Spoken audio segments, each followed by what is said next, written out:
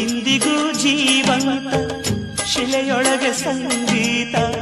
ಸ್ವರ ಸ್ವರದ ಏರಿಳಿದ ತುಂಗೆಯಲಿ ಶ್ರೀಮಂತ ಕಣ ಕಣ ಕಣ ಕರೆ ನೀಡಿದೆ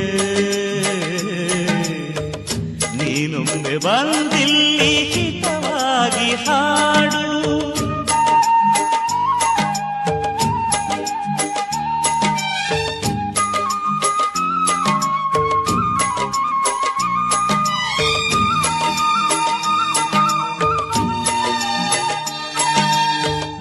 ಕೇಳಿಸದೆ ಕಲ್ಲು ಕಲ್ಲಿನಲ್ಲಿ ಕನ್ನಡ ನುಡಿ